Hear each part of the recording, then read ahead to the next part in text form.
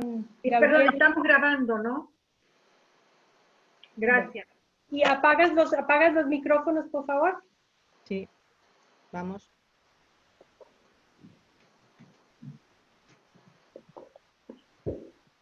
Bien.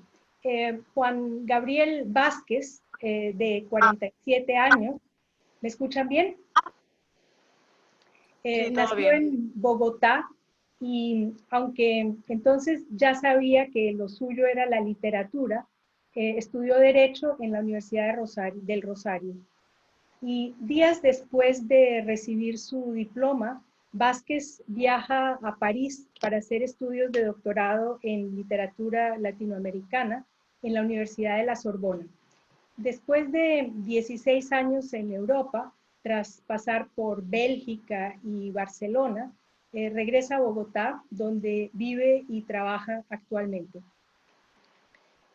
Considerado uno de los novelistas latinoamericanos más importantes de su generación, Vázquez también se ha destacado como periodista y traductor. Hasta la fecha ha publicado 7 novelas, 2 volúmenes de cuentos y 2 libros de ensayos. Ha recibido numerosos e importantes premios y condecoraciones, y sus obras se publican actualmente en 28 lenguas. Como la mayoría de los representantes de la nueva narrativa latinoamericana, Juan Gabriel Vázquez admira profundamente a los padres del realismo mágico y se enorgullece de tener una cantidad enorme de deudas con toda la plana mayor del boom latinoamericano, pero rompe con ellos para establecer un estilo propio. Y este rompimiento se manifiesta en Vázquez más como un balance que como un choque ante la tradición literaria de un García Márquez, por ejemplo, refiriéndose a él y citándolo y a veces hasta parodiándolo, como por ejemplo dice, la casa de una amiga que huele a dolor de cabeza, o el dolor de cabeza que sabe a helado de guanábana. Eso es García Márquez.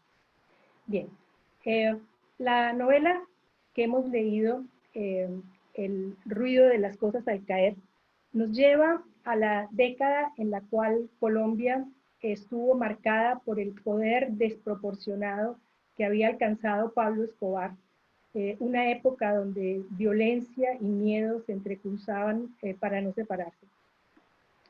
Sin embargo, El ruido de las cosas al caer no es una narconovela, es la otra cara del narcotráfico en Colombia, en la que Vázquez va exponiendo 2 historias que se desarrollan en tiempos diferentes y que nos hablan de cómo vivieron personas comunes y corrientes el negocio del narcotráfico en Colombia, sus orígenes y la forma en que este flagelo afectó sus vidas. Por decirlo así, son historias de gente pequeña en un marco grande. Juan Manuel Vázquez escribe la novela en primera persona, dándole un realismo escalofriante que nos engancha desde el principio, por lo menos a mí, y nos conduce con levedad por los acontecimientos de unas vidas rotas. Antonio Llamara, el narrador, nació 3 años antes que Juan Gabriel Vázquez, de manera que deben de haber compartido también las mismas experiencias. Y en una entrevista, Vázquez dice que la novela es autobiográfica, pero no porque cuente lo que le ha pasado a él, sino porque cuenta lo que él ha temido siempre que le pasara. Me gustaría destacar 2 aspectos de la novela. El primero es que en un estilo casi decimonónico, como es común en muchos de los autores del post-boom, Vázquez utiliza como elemento la descripción minuciosa de las cosas a las que se refiere el título, que pueden ser personas, animales y objetos inanimados, y de los paisajes y la geografía del país. Pero lo hace de una forma extremadamente dinámica. Las cosas parecen estar siempre en movimiento, incluso en caída libre, y la comprensión de muchos sucesos depende de poder escuchar el ruido que hacen al caer. Además, las cosas que enmarcan las vidas de los personajes tienen una función que, si bien no es tan socialmente determinante como lo fue en el siglo XIX, es fuertemente simbólica. Y voy a hablar de algunos de estos símbolos. Primero, el hipopótamo. La novela comienza con la muerte de uno de los hipopótamos huidos del abandonado zoológico de Escobar. El animal que vuelve a su condición natural al fugarse evoca la fiereza de un salvaje, corpulento y torpe, como lo fue también su dueño Escobar. Y aquí déjenme presentarles una foto.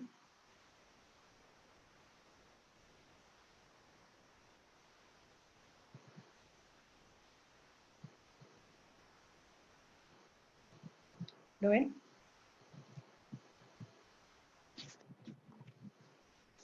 Y asimismo, la foto que se toman los cazadores junto al animal muerto tiene un grotesco parecido con la que se tomaron los soldados del bloque de búsqueda alrededor del cadáver de Pablo Escobar en 1993.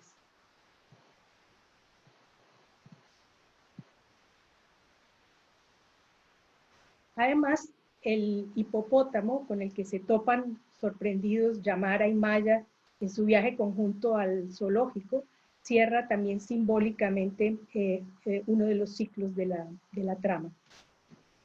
Y a propósito de los hipopótamos, en la cuenca del Magdalena, en la cuenca media del río Magdalena, hoy en día se estima que hay entre 65 y 80 hipopótamos, descendientes del par de hipopótamos que se escaparon. Segundo, los aviones. Estos juegan un papel fundamental como símbolo evidentemente ascensional y como símbolo de riesgo, cuya ilusión de libertad y de poderío se deshace con el más leve error humano. Y de hecho, el título falso bajo el cual fue presentada la novela al concurso de Alfaguara fue Todos los pilotos muertos. Y en efecto, todos los pilotos mueren. Y el último, Ricardo Laverde, no muere en el avión, sino cae sin ruido. Y cito, Laverde cayó al suelo y yo caí con él, los dos cuerpos cayendo sin ruido. Tercero, el vibrador.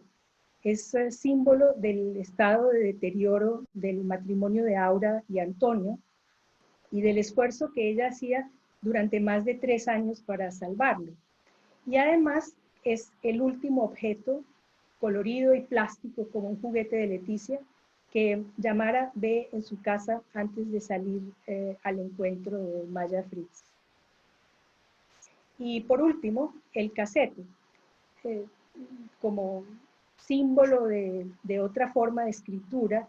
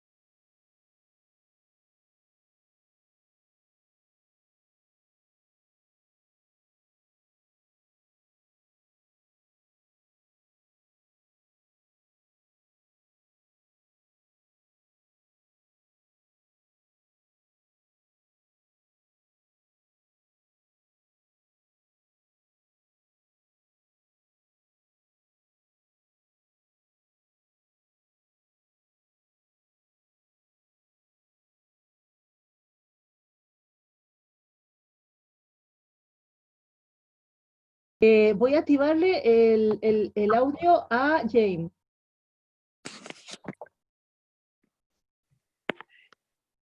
Ya lo tienes.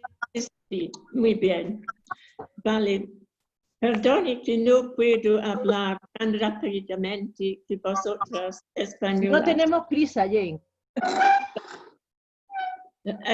Para mí, el libro era muy bien y ha captado mi atención del principio al fin. Pienso que empiece como un thriller, pero en realidad es mucho más.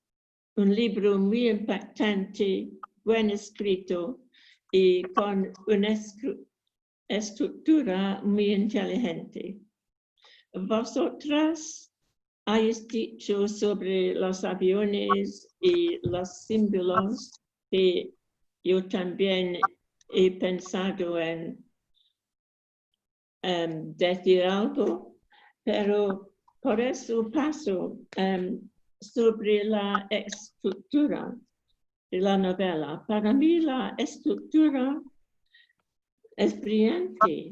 Comienzo con la muerte de los hipopótamos y casi al fin vuelve al zoológico donde Yamara y Maya juntos han visto los hipopótamos en su visita. Y por eso todo el tiempo estamos muy conscientes de Pedro Escobar a través de la novela. No podemos olvidar la violencia por eso. Otra cosa que quiero decir es en cuanto de las relaciones entre las dos parejas. Podemos sentir la excitación entre Elena y Ricardo. Es un amor con mucha alegría, pero hay una diferencia en las relaciones entre Yamara y Aura. Esta relación tiene mucho menos pasión y más enfriamiento, y por eso no es una sorpresa que van a separarse. Y me ha gustado este contraste entre las dos parejas. También quiero decir que hace unos años, quizá 10 años, mi marido y yo fuimos de vacaciones a Perú y Colombia. En nuestra guía en Bogotá nos decía que antes era una juez, pero cambió su papel porque los líderes de narcotráfico le han amenazado. Dijeron que van a dañar a su sobrino. Por eso podemos ver que las costumbres malas, difíciles, continúan. Y vale, es todo.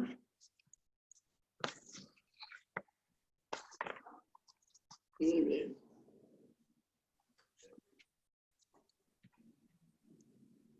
¿Ya está, Jane?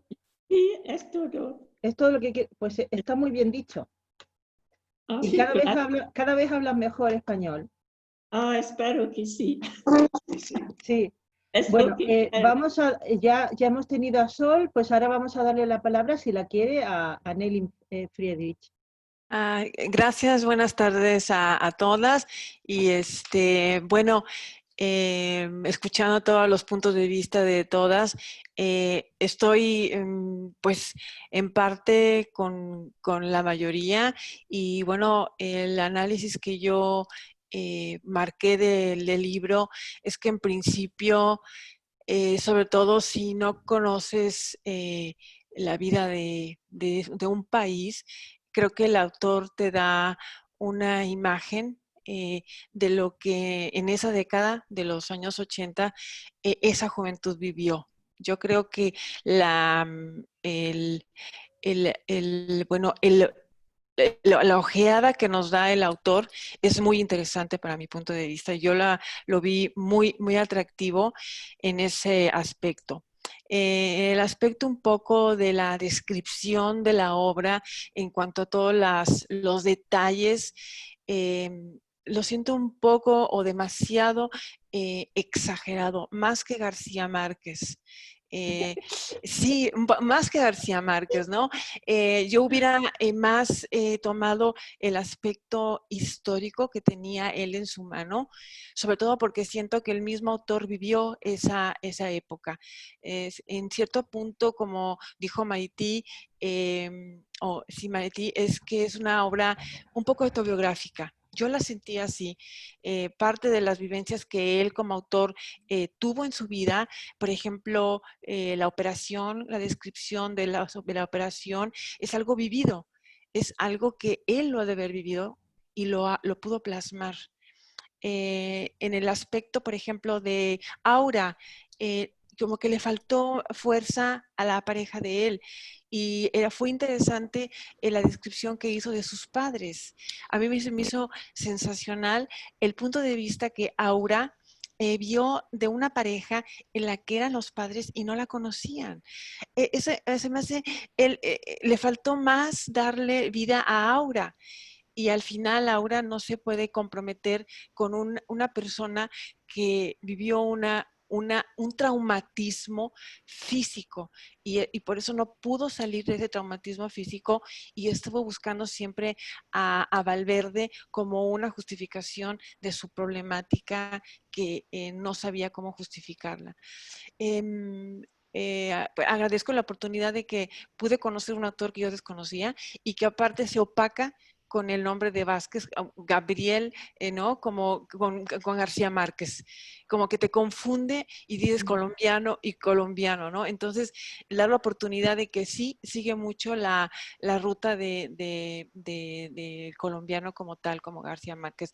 A mí se me hizo sensacional y sobre todo que también pues la personalidad de Maya la sentí un poco también que le faltaba un poco más de empuje. Me pareció fascinante lo que hacía con las abejas.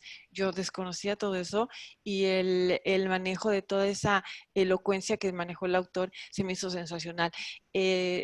Pudiéramos volver a leer otra obra de él. A mí se me hizo extremadamente de conocimiento al 100%.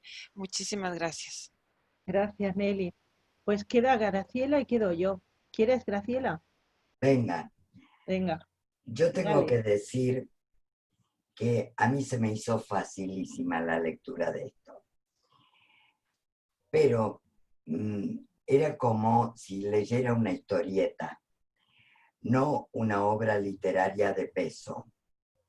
Debo decirlo, porque no podía buscar referencias claras y reales a, digamos, a las imágenes y al sonido que se le pretende dar, digamos, de lo que hemos estado hablando. Pero me resultó tan fácil y hasta os podría decir que la he leído, yo decía, ¿será porque es latinoamericano que me es fácil leerla? No lo sé. Para mí, fundamentalmente, es una cuenta, como dijo Marité, es algo historiográfico.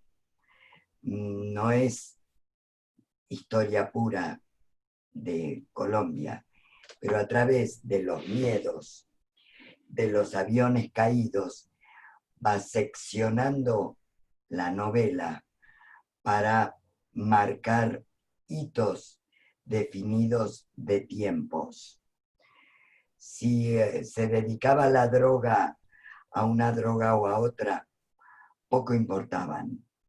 Creo que lo que quería darnos Juan Gabriel Vázquez es la imagen de lo que vivieron quienes acompañaron a aquellos que estuvieron en la droga. Esta es una de las cosas. Como uno piensa que la vida quedaba subordinada de toda la familia a la droga, y pareciera que no. A mí también me llamó la atención lo de los cuerpos de paz, y en realidad de repente descubrí que esta novela fue escrita en el siglo XXI, donde la imagen de las intervenciones de Estados Unidos en América Latina han quedado muy degradadas. Por tanto, yo creo que es una degradación a propósito que permite tener más clientela para leer el libro. Esto es sensaciones. Es una idea, pero lo he pensado porque yo decía, yo también tengo amigos que han estado en los cuerpos de paz y sé lo que han hecho. Tengo amigos que todavía participan en temas de paz y sé lo que hacen. Pero yo decía, no lo puedo entender. No puedo entender las relaciones de pareja que aparecen ahí. Me da más la sensación que es como un anecdotario a partir de tener a alguien vinculado a la droga. Eso, y la búsqueda de la historia de uno mismo es lo que se ve ahí. O sea, encuentro la historia del otro para encontrar la mía. Un tema que me llamó la atención muchísimo es el que está escrito en primera persona. O sea, lo hace muy vívido. Pero toda la conversación que tiene con Maya, he tenido que releerla porque no me parecía en primera persona. No parece en primera persona. Inclusive hay frases que no están como de primera persona. Y me dejó pensando eso, ¿no? ¿Qué es lo qué acento quiere poner el autor sobre toda esa conversación? Esto es lo que puedo contarles de momento. Gracias, Graciela. Bueno, pues a mí la obra, voy a hablar yo, que me toca, ¿vale? A mí la obra me ha gustado las 2 veces que la he leído. No me parece una obra que la vayamos a recordar como la obra de Joseph Conrad, que él tanto admira, pero sí es una obra contemporánea que a mí me ha producido placer leer. Y me ha producido placer leer porque me ha parecido ingenioso lo que hace. Y aunque subyace el narcoterrorismo en la novela, es obvio, es una parte que, las consecuencias más bien, ¿no? Él le da, lo que le da cuerpo a la novela, en realidad, lo que yo he entendido es que para el autor lo importante es el ruido de las cosas al caer. Y el ruido de las cosas al caer es las consecuencias que tienen los acontecimientos que ocurren cuando uno es joven, cuando uno se está desarrollando, cuando uno está viviendo la vida, y bueno, que afectan enormemente a la población. Ese como el macro de la personalidad del ser humano, ¿no? Vamos a pensar que el micro es lo que se vive en la casa, como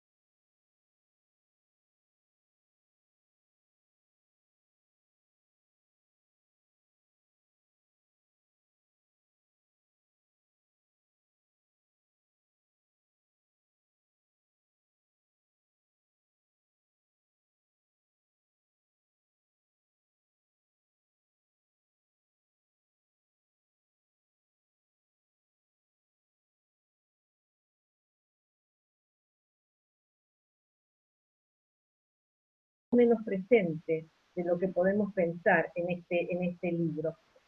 Me parece a mí que, y lo han señalado incluso algunos críticos, y coincido, está mucho más que la de Vargas Llosa, más que de García Márquez. Y él en una entrevista dijo que Borges siempre está presente. Y cuando tú decías esto del lenguaje sencillo, pero que hay todo un trabajo detrás, ¿no es cierto? Esto es Borges. Esta es la herencia que ha dejado Borges a la literatura en la lengua española. Y me parece que sí podría haber sido algo como García Márquez, el García Márquez periodista magnífico de Historia de un secuestro, pero no llega a ese nivel. No, porque incluso cuando él hace todas las descripciones y las historias, me parece que ahí le falta algo, ¿no es cierto? Y a lo que dijo Graciela, cada una ha dicho algo tan interesante. Con respecto a lo que decía Graciela, con respecto a los cuerpos de paz, de lo cual hemos hablado, esto como que, y esta imagen en América Latina, en realidad ustedes saben, los cuerpos de paz fueron para todo el mundo, no solamente para América Latina, sino que también fueron a África, etc. Y sí, puede ser que haya una mala imagen, y que él de alguna manera la refuerce, y es lo que yo dije antes, que no estoy de acuerdo.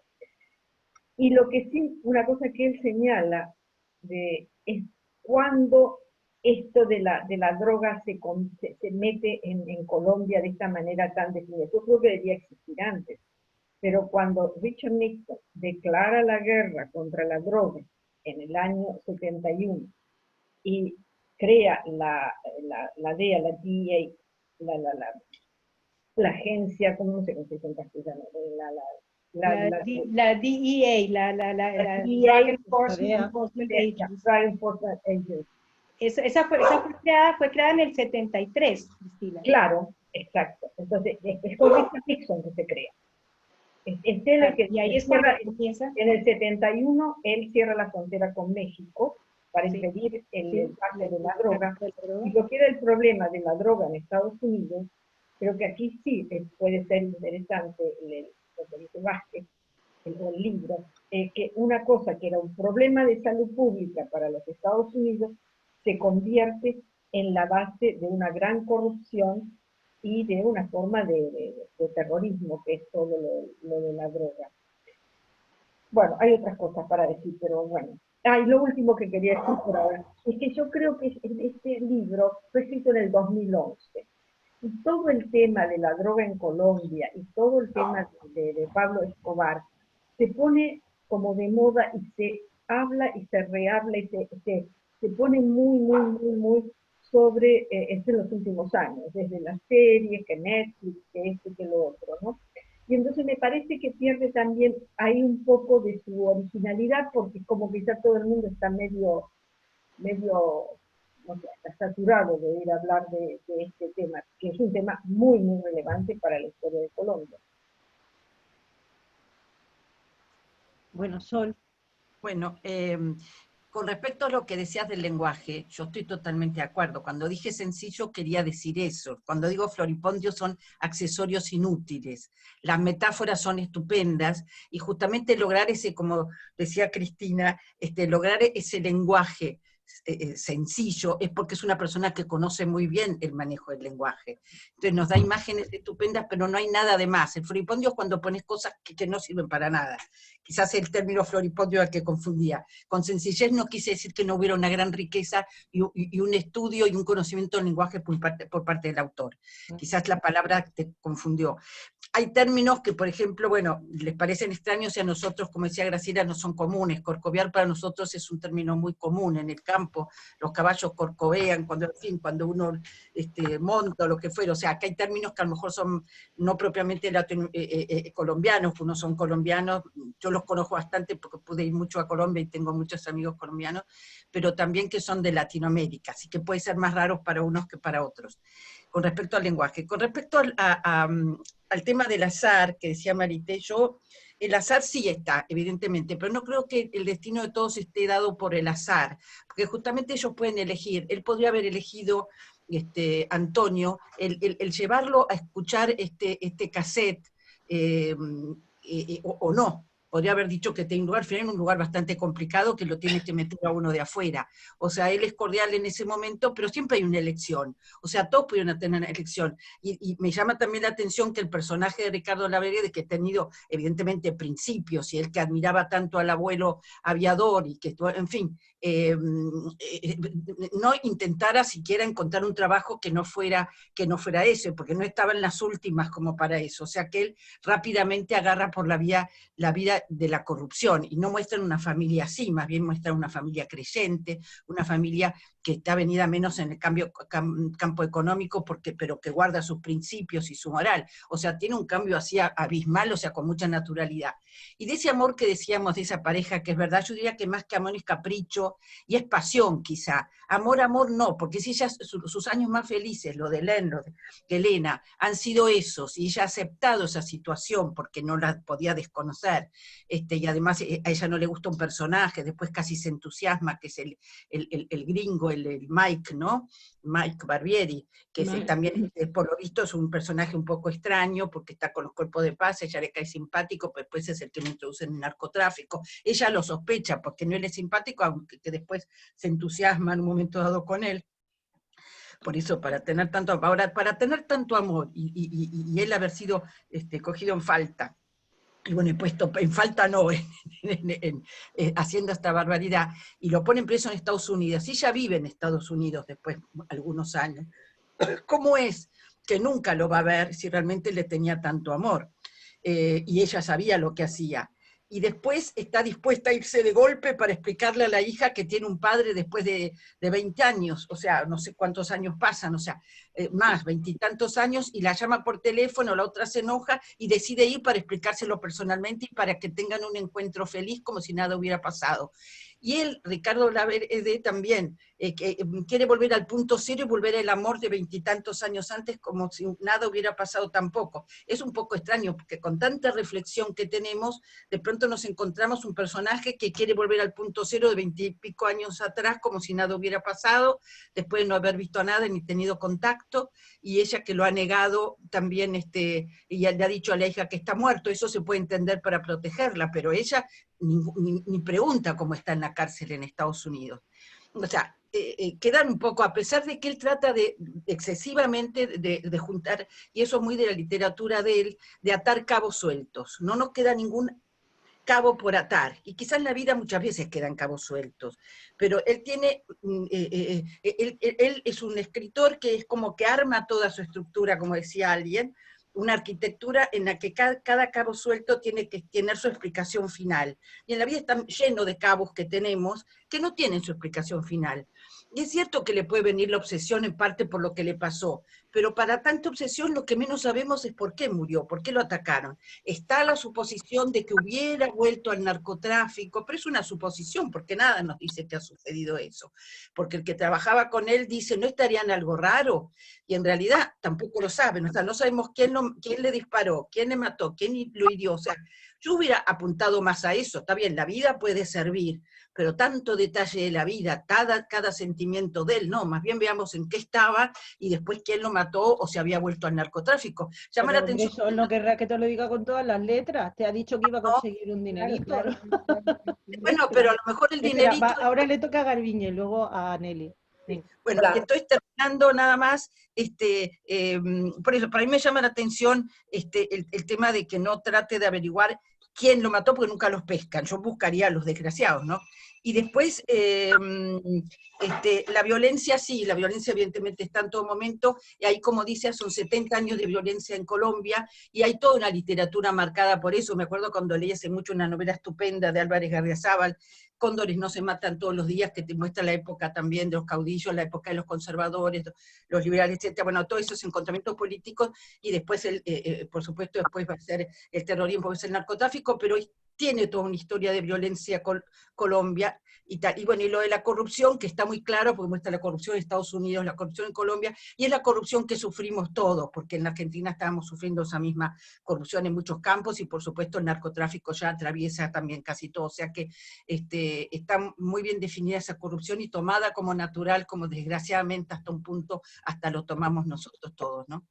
Gracias. Bien, tenemos, Garbiñe tiene pedida la palabra, pero ahora mismo no está en antena, ¿no? No está. Nelly y Graciela. Estoy. Sí, un momentito. Le toca a Garbiñe. Allá está. ¿Puedo? Sí. Sí. Mira, me ha encantado escucharos porque me reafirmo un poco en lo que he dicho, pero enriqueciéndome con todo lo que habéis dicho. Vuelvo a decir, me ha entretenido, me ha gustado. No me ha parecido una gran obra para nada. Yo creo que el señor tiene mucho oficio, ha leído mucho, bebe en muchas fuentes, pone muchas cosas que recuerdan hace homenaje pues a Borges, a Gabriel García Márquez, a Ulises, a James Joyce, a mucha gente. Hace alusión a mucho genio, copia de mucho genio. Él no es genio.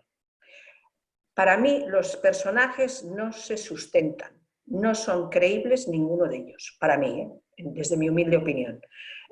No termina de cuajar, o sea, es personaje pero no llega a cuajar como ser humano, para mí. Ninguno de ellos, porque lo que comentaba ahora mismo Sol de lo absurdo que es que no sepas a dónde va, o que no quieras saber quién le ha matado, por qué le han matado. Es que es todo como una especie de nebulosa en la que se echan un montón de cosas y creo que esta novela tuvo que triunfar mucho en Colombia porque está muy bien, pero cuenta muy bien la historia de Colombia. Me recuerda, y que Dios me perdone, me recuerda mucho todas las novelas que se escribieron, que escribió gente del País Vasco sobre lo que ocurrió en el País Vasco cuando terminó todo el episodio de ETA. Entonces, terminaron siendo novelas de gente que escribía mejor o peor, pero terminando siendo novelas locales. Este señor, pues no sé si será una novela local, por lo que habéis dicho, no. Pero a mí me ha dado la sensación de eso. Tiene oficio, ha bebido en muchas fuentes, hace alusiones, pero ninguno de sus personajes está definido, terminado. Todo es como una especie de nebulosa. No termina las ideas, para mí. Y eso es todo. Bien. Nelly, ahora y después Graciela, Ana. Sí, gracias, Cristina. Gracias. Yo brevemente quería yo subrayar a Garbiña. Estoy absolutamente con ella, lo he dicho desde el principio. A los personajes les falta por cuajar. Lo único que me hizo la reflexión es eso de que muchas veces sabemos de la gente y sabemos muy poco. Entonces, es unas historias de que se supone y con mucha descripción. Efectivamente, yo la consideré un tanto local y no quería hacer más vuelta y vuelta, pero sí me enriqueció y sobre todo la idea que dice Garbiña de los más fuerza a los personajes. En cuanto a la reflexión de la vida, yo creo que está bastante interesante y como dijo Ana Eugenia, la descripción del ruido de las cosas, que es un título que me hizo reflexionar. Efectivamente, las cosas cuando caen tienen un ruido y luego no lo tomamos como muy tácito, pero efectivamente todo tiene un ruido cuando cae. Eso es todo. Gracias, Gracias por Nelly. escucharme. Graciela. Yo quería hacer un comentario, porque yo tengo un poco de cada una de vosotras, pero pues dánoslo. Hay algo que me llama la atención. Hay 3 aviones que caen. La pintura de los personajes tiene algo que ver con los 3 aviones que caen. El padre de Ricardo se le destruye la cara. Cuando se destruye una fachada, de alguna manera quien la rodea, algo le pasa, algo cambia respecto de todo eso. O sea, no lo he terminado de elaborar, pero ese avión que cae es muy fuerte. El segundo avión que cae es el avión de Elena Fritz. Y también tiene su importancia, porque marca el cambio en los personajes. O sea, ¿qué le ha pasado a su hija? ¿Qué le ha pasado al ex marido o marido? Yo creo que son como sugerencias que deberíamos analizar más a fondo. No lo he hecho. Y el tercer avión que cae es justamente el avión con la carga de la droga y que produce una interrupción total de la vida de los personajes. Entonces, no es posible describir cuando hay una interrupción. Es difícil de hacer una descripción detallada. Yo creo que con las pinceladas que va dando el autor, va contando qué ruido han hecho esos aviones, pero en cada una de las personas. Esto quería comentarlo. Gracias, Graciela. Yo también... Marité quiere hablar, Marité quiere hablar. ¿Marité? Ah, Marité, venga, pero, vale. Si quieres tú hablar primero. No, da igual. ¿No? Es que Mira, en la ronda yo no he hablado todavía, pero si quieres... habla tú. Habla tú y déjame a mí de último. Vale. Bueno, quería decir a ver, en esto del ruido, el ruido que hacen las cosas al caer, también hace ruido los nuevos acontecimientos que están ocurriendo en Colombia, ¿no? Esos son cosas que caen, ¿no? Por ejemplo, el tema del narcotráfico es algo que anteriormente en Colombia no había ocurrido y hace que eso tenga consecuencias. Por ejemplo, en la familia de Ricardo Laverde,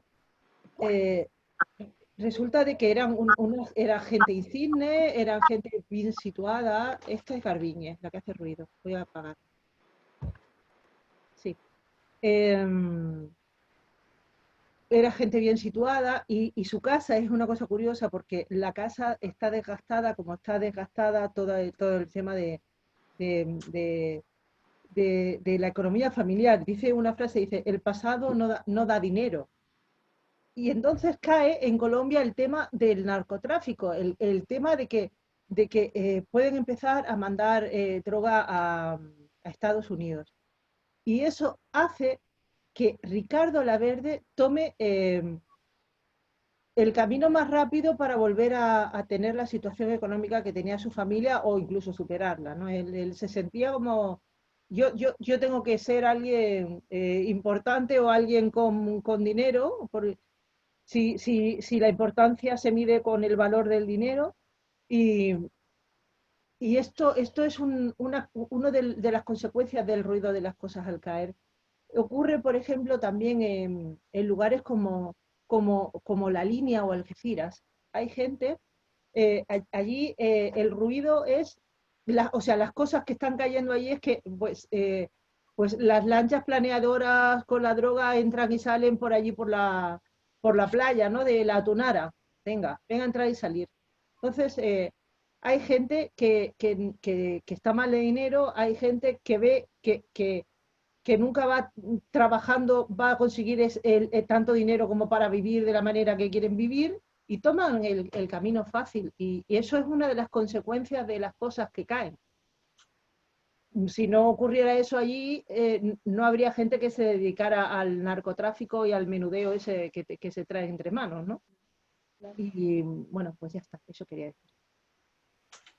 Sí, la mayoría de esas cosas caen sin ruido. Eso es también muy... pero hacen ruido aunque no te lo creas. Hacen ruido aunque uno no lo oiga. O sea, y esos silencios de las cosas que caen, que uno no escucha, están también siempre permanentes en la obra. Con respecto al no saber quién lo mató, eso está muy claro. Clarísimo. No quiero saber. Ya cuando en algún momento, cuando están en uno de los billares, aparece en la televisión colgada arriba en el café, que un avión acaba de caer, porque se suponía que iba César Gaviria, el candidato a la presidencia. Bueno, pero entonces, y ahí dice, bueno, y pregunta, ¿quién lo mató? ¿Quién puso la bomba?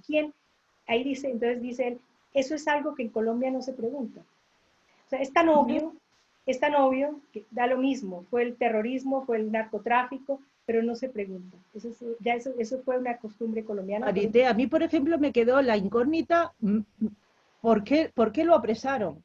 Esa me queda más. Porque estaba aterrizando con un avión lleno de Ya, pero lo apresaron porque alguien dio el chivatazo de que él llevaba la droga. ¿Por qué? Porque estaba en el grupo que no era el de Pablo Escobar, o qué le estaba haciendo. Eso me hace pensar. Sí, no sé. Bueno, y con respecto a los cuerpos de paz, en Colombia, los cuerpos, muchas personas, o sea, yo no digo los cuerpos de paz, pero sí, casualmente, varios de los americanos que pertenecían a los cuerpos de paz estuvieron involucrados en el comienzo del narcotráfico. Este Mike Barbieri es un personaje, está basado en un personaje real que apareció en la noticia en los periódicos. Uno de los funcionarios del cuerpo, funcionarios o pertenecientes a los cuerpos de paz, aparece muerto, desnudo, a tiros al lado de un río. Yo tengo yo sé de el hermano de una gran amiga mía, que estaba estudiando en el Colegio San Carlos, que era un colegio americano. Debido a todo el ambiente que se creó por la droga, era peligroso para los chicos estudiar en un colegio americano porque les iban a dar droga. La droga entre los americanos en Colombia era común y corriente. Hasta daría la impresión, eso no me consta, que muchos de los americanos que estaban en Colombia era porque había droga fácil. Era fácil conseguir la droga en vez de estar en los Estados Unidos. Como cuando se iban a Tailandia. Entonces, sí, muy probablemente acusar a los cuerpos de paz de los comienzos del narcotráfico en Colombia es absurdo. No fueron los cuerpos de paz los que comenzaron, pero que hubo muchos americanos, no solamente de los cuerpos de paz, sino profesores de los colegios americanos que traficaban con droga e impulsaban el negocio de la droga porque les comprimía. Eso sí es cierto y me consta. ¿Alguien más quiere decir algo? Cristina decía que la violencia no es de narcotráfico, la violencia es un asunto endémico en Colombia, sí. La violencia es absolutamente endémica en Colombia.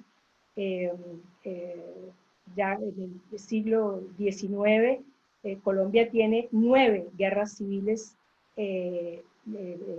no regionales, sino 9 guerras civiles del país entero, pero internas, y todas debidas o a luchas originalmente entre federalistas y centralistas, y luego que se fueron deteriorando en luchas entre liberales y conservadores. Y la última de esas guerras fue la Guerra de los 1000 días, que fue una guerra desastrosa que tuvo como consecuencias la caída del país, la pérdida de Panamá, pero también tuvo como consecuencias el hecho de esa intolerancia política, que ya no hubo más guerras. Desde entonces no hubo más guerras.